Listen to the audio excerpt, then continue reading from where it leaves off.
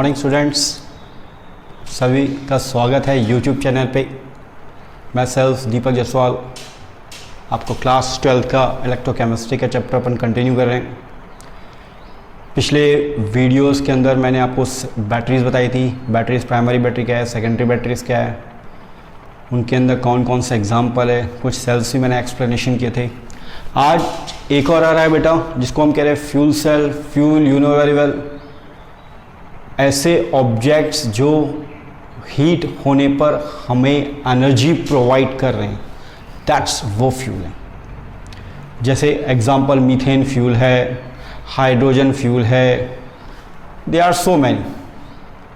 तो जब इनका कंबशन किया जाएगा, जिन ऑब्जेक्ट का कंबशन करने के बाद वो हीट एनर्जी के बाद हमें एनर्जी प्रोवाइड करेंगे, it means this substance is known as fuel. अब बात उठती है सब फ्यूल सेल क्या है। फ्यूल सेल क्या है बेटा? फ्यूल सेल ऐसा है कि किसी भी कंबशन या किसी भी फ्यूल को जब कंबशन किया जाएगा, कंबशन करने के बाद जब हमें वाटर प्रोवाइड होगा और उस वाटर का यूज़ हम अलग अलग जगह करेंगे, यानी ऐसे सेल को हम फ्यूल सेल कहेंगे। यानी इन शॉर्ट वे में हम बात करें तो बेटा कि जब भी फ्यूल का कंबशन किया जाएगा, चाहे वो हाइड्रोजन हो चाहे ऑक्सीजन हो, तो जब इनका कंबशन किया जाएगा तब हमें लार्ज अमाउंट में वाटर प्रोवाइड होगा। वाटर जो अमाउंट में प्रोवाइड हो रहा है, ज़्यादा से ज़्यादा अमाउंट में, it means this substance is known as fuel cell. कैसे? ध्यान से देखना बेटा। फ्यूल सेल की मैंने डिफाइन लिखी बेटा, galvanic cells that are designed to convert combustion energy directly into electrical energy are called fuel cell। मतलब गैल्वेनिक सेल को इस प्रकार डिज़ाइन किया गया है, इसमें क्या होता है बेटा, कंबशन जो एनर्जी है वो किस में कन्वर्ट हो जाती है? इलेक्ट्रिकल एनर्जी में। तो एक ऐसा डिवाइस जिसको अंदर जब हम कंबशन को यूज़ करते हैं, किसी भी सब्सटेंस का जब कंबशन करते हैं, जैसे मीथेन हो गया, ऑक्सीजन हो गया, हाइड्रोजन हो गया, और कंबशन करने के बाद जो एनर्जी है वो किस एनर्जी में कन्वर्ट हो रही है? इलेक्ट्रिकल एनर्जी में कन्वर्ट हो रही है। तो जब एनर्जी का एक फॉर्म दूसरे फॉर्म में कन्वर्ट होगा, इट मीन्स सेल कहलाएगा। और यहाँ पे कंबशन जो है एनर्जी वो किस में कन्वर्ट हो रही है बेटा? इलेक्ट्रिकल एनर्जी में। तभी उस सेल को हम क्या बोल रहे हैं? Fuel cell. ठीक, आगे अब इसका डायग्राम थोड़ा ध्यान समझना, क्योंकि एग्जाम में आपको डायग्राम बनाओगे तो उससे ज़्यादा नंबर अच्छे मिलेंगे बेटा।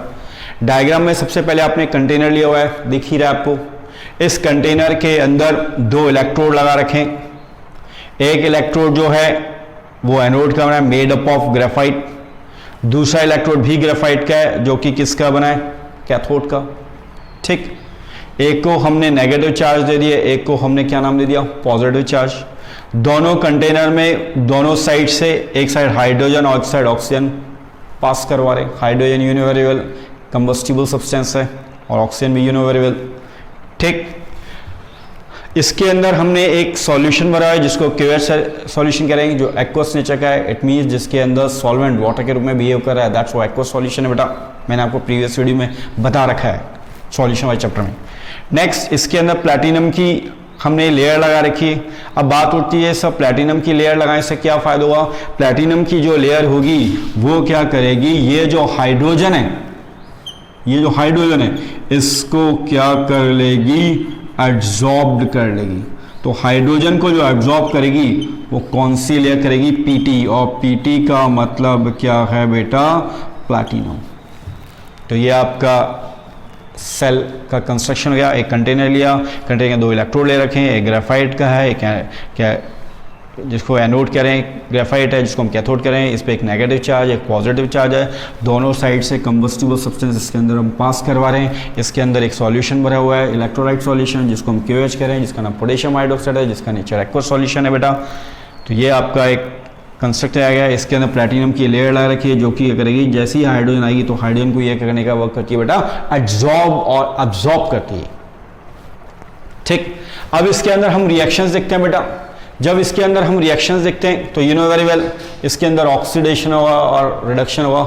मोस्टली सभी सेल्स में हम देख रहे हैं कि एक में ऑक्सीडेशन होता है, एक में रिडक्शन होता है। ऑक्सीडेशन का मीन एक बार और समझ लो बेटा, ऑक्सीडेशन का मतलब ये होता है कि जब कैथोड पे कोई भी नंबर ऑफ इलेक्ट्रॉन रिलीज हो रहे तो दैट्स ऑक्सीडेशन। कैथोड एनोड के ऊपर हमने बता दिया ऑक्सीडेशन, एक बार समझ लो, एनोड पर ऑक्सीडेशन, ऑक्सीडेशन कहते हैं नंबर ऑफ इलेक्ट्रॉन रिलीज होंगे या लूज होंगे। कैथोड पे रिडक्शन होगा, इट मींस जब गेनिंग ऑफ इलेक्ट्रॉन, तो नंबर ऑफ इलेक्ट्रॉन गेन हो रहे हैं यानी वो क्या कहलाएगा बेटा, रिडक्शन। तो ऑक्सीडेशन रिडक्शन अपन ने पढ़ रखा है, बहुत टाइम से पढ़ते आ रहे हैं। हम इसकी रिएक्शन देखते हैं। सबसे पहले एट एनोड पर ऑक्सीडेशन, एनोड हमने देख लो बता रखा है, ये वाला बता रखा है बेटा, हाइड्रोजन गैस इसके अंदर हमने पास करी, 2OH, OH मिला हाइड्रोक्सिल आयन, तो क्या बन जाएगा, वाटर बन जाएगा, 2 इलेक्ट्रॉन रिलीज हो जाएंगे। इक्वेशन बैलेंस है, आप चाहो तो देख सकते हो, ठीक बेटा। वापस जब रिडक्शन पे हम देखेंगे कैथोड के ऊपर, तो ऑक्सीजन पास करिए, half bye O2 H2O, 2 electron gain कर रहा है, तो 2OH कन्वर्ट हो गया बेटा। ये इतना आप जानते हो, कई बार अपन ने पढ़ चुके रिएक्शंस, ठीक बेटा। Cancellation of both side 2 electron, 2 electron से 2 इलेक्ट्रॉन कैंसिल होगा बेटा। तो अब रिएक्टेंट में क्या बच गया, ये H2, ये हाफ O2, ये एक H2O से ये एक H2O कैंसिल हो जाएगा, ठीक बेटा। और क्या बच जाएगा बेटा, ये 2OH से ये 2OH कैंसिल हो जाएंगे, तो कुल मिला के क्या बच गया बेटा, H2O, यानी एक H2O है, एक H2 कैंसिल हो गया तो H2 बच गया। और मैंने आपको फर्स्ट में बताया था कि एक ऐसा कंटेनर, एक ऐसा इंस्ट्रूमेंट जो कंबशन एनर्जी को इलेक्ट्रिकल एनर्जी में कन्वर्ट कर रहा है, इट मींस वो फ्यूल सेल है। और फ्यूल सेल के अंदर हम क्या प्रिपेयर कर रहे हैं बेटा, H2O या वाटर प्रोवाइड कर रहे हैं, ठीक है। H2O में मिल गया प्रोडक्ट में। अब ये तो इसके ऊपर रिएक्शन एक बार और समझ लो, एनोड पर ऑक्सीडेशन हो रहा है, हाइड्रोजन यूनिवेरियल यहाँ से पास की जा रही है, 2OH 2 इलेक्ट्रॉन लूज कर रहा है यानी oxidation, oxidation as anode. Cathode पर ये देखा है ऑक्सीजन आ रही है, half bye O2 H2O, 2 electron gain कर रहा है, 2OH, 2 electron 2 electron cancel, 2OH से 2OH कैंसिल, और एक H2O से एक H2 कैंसिल। तो रिएक्टेंट में जो बच गया ये बच गया, प्रोडक्ट में ये बच गया। एडवांटेज हम देखते हैं बेटा, एडवांटेज क्या बोल रहा है, silent, high efficiency, free from pollution, ये पॉल्यूशन क्रिएट नहीं करता है, पहली बात तो ये। दूसरी बात, ये पॉल्यूशन क्यों नहीं क्रिएट कर रहा है, क्योंकि अपन ने बताया क्योंकि इसके अंदर कंबस्टिबल सब्सटेंस है, और कंबस्टिबल सब्सटेंस तो इसमें इन्वायरमेंटल पॉल्यूशन क्रिएट नहीं होता है।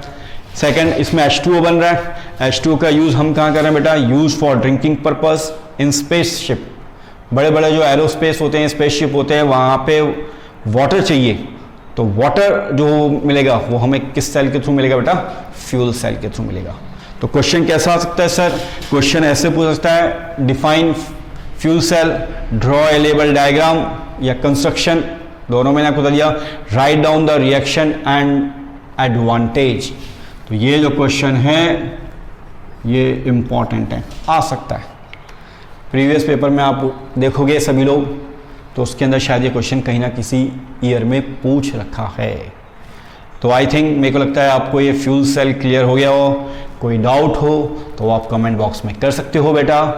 और बस मेरा आपसे हर वीडियो में मेरा आपसे एक ही पोलाइट रिक्वेस्ट है, हम्बल रिक्वेस्ट है कि पूरा वीडियो वॉच कीजिए और ज़्यादा से ज़्यादा इस वीडियो को शेयर कीजिए और सब्सक्राइब कीजिए, क्योंकि मेरे जो भी न्यू लेटेस्ट जो वीडियो आएंगे तो वो आपको इजीली प्रोवाइड हो जाए, ठीक है। Good morning students, my self Deepak Jaiswal. Continue, अभी इससे पहले मैंने आपको फ्यूल सेल बताया था। नेक्स्ट आ रहा बेटा कंसंट्रेशन इन सेल। सबसे पहले मैं आपको बता दूं कंसंट्रेशन इन सेल क्या होता है। जो भी दो सेल लेंगे हाफ सेल, उनके अंदर जो सॉल्यूशन लेंगे उनकी कंसंट्रेशन क्या होगी, अलग अलग होगी, सेम नहीं होगी।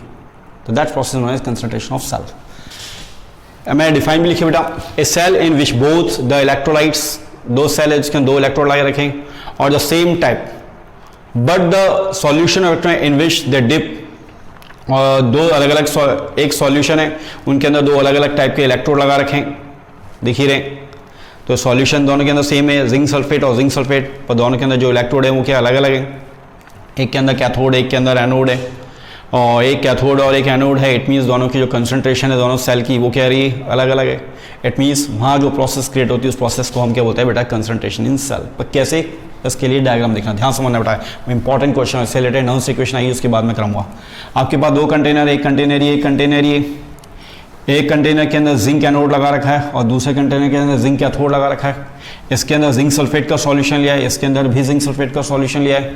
इसकी कंसंट्रेशन को हमने C1 नाम दे दिया, इसकी कंसंट्रेशन को हमने C2 नाम दे दिया। इतना क्लियर? आगे देखना बेटा, सबसे पहले मैं आपको मालूम है, आपने प्रीवियस वीडियो पढ़ा है, एक ऑक्सीडेशन होता है, एक रिडक्शन होता है। ऑक्सीडेशन का मतलब होता है इंक्रीज ऑफ इलेक्ट्रॉन, ठीक, increase of charge. Increase of charge that's oxidation, decrease of charge that's reduction.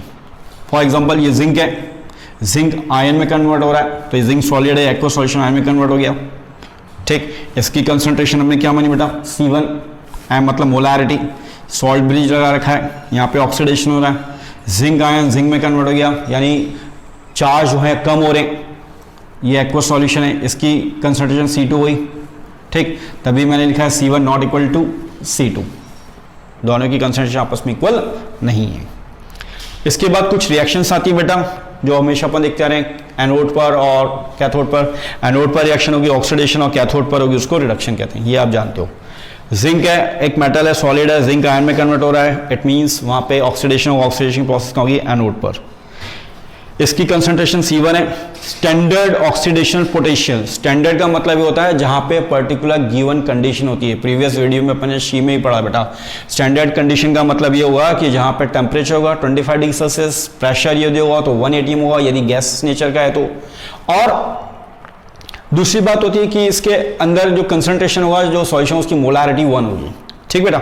तो standard oxidation potential, oxidation potential क्योंकि इलेक्ट्रॉन लूज कर रहा है, ठीक। तो इसको हमने कैसे रिप्रेजेंट किया, E नॉट, जिंक आयन में कन्वर्ट हो रहा है, तो इसका जो वोल्ट हमने क्या माना बेटा, X, यू नो, ये E नॉट स्केल कहते हैं, ठीक बेटा, E नॉट जिंक, और ये वापस सॉल्ट बेस जिंक आयन में कन्वर्ट हो गया, वहां पे X वोल्ट हो गया।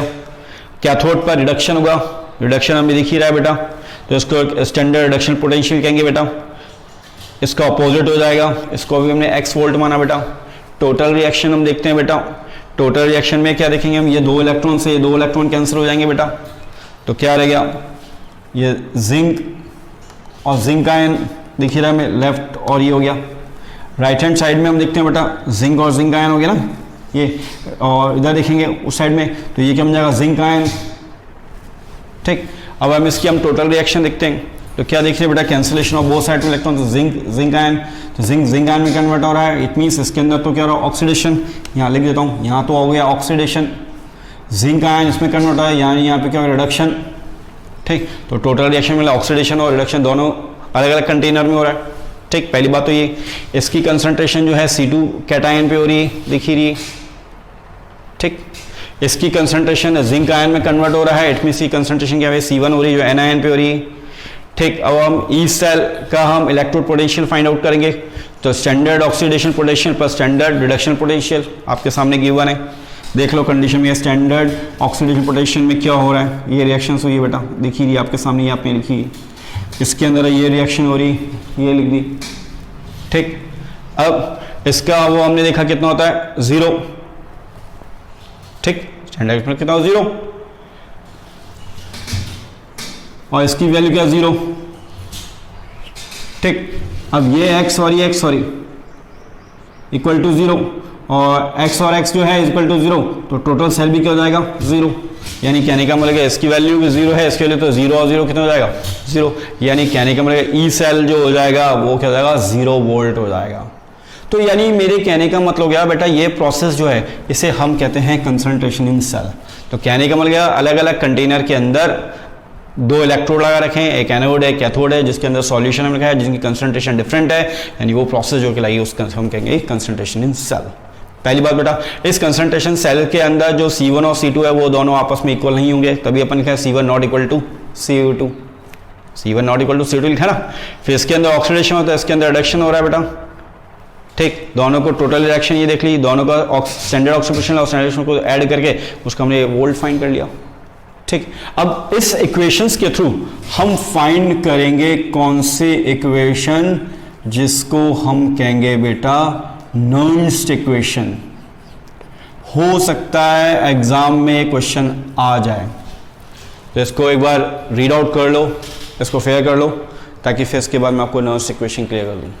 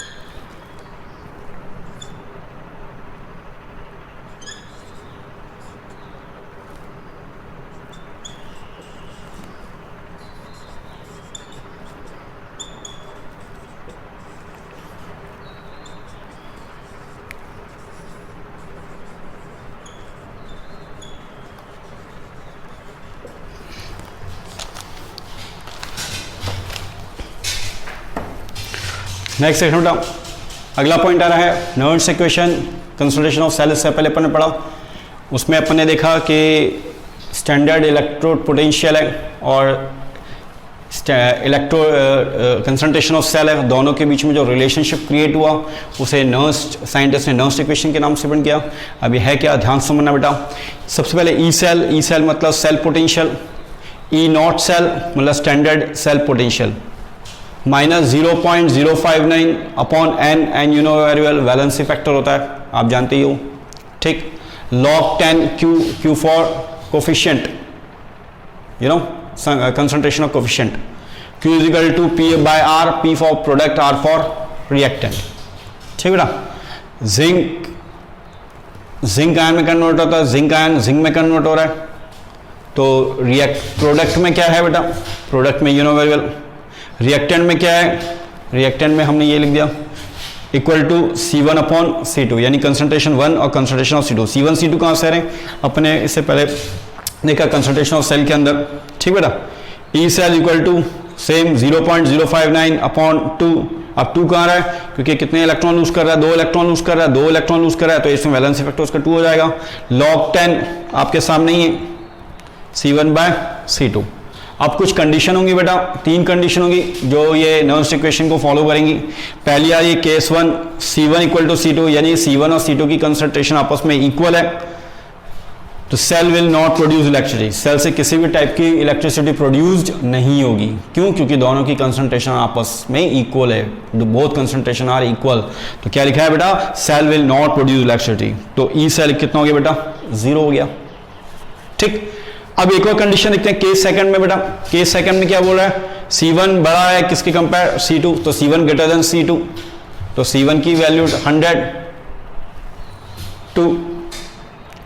ठीक, आगे देखना बेटा, अब 100 का हमने स्क्वायर कितना गया, 10 आ गया, तो 10 का स्क्वायर बाय 1, तो क्या हो गया बेटा, log 10 2 की पावर, log 10 की पावर 2, तो आप मैथ्स में जानते हो 2 log 10 हो जाएगा।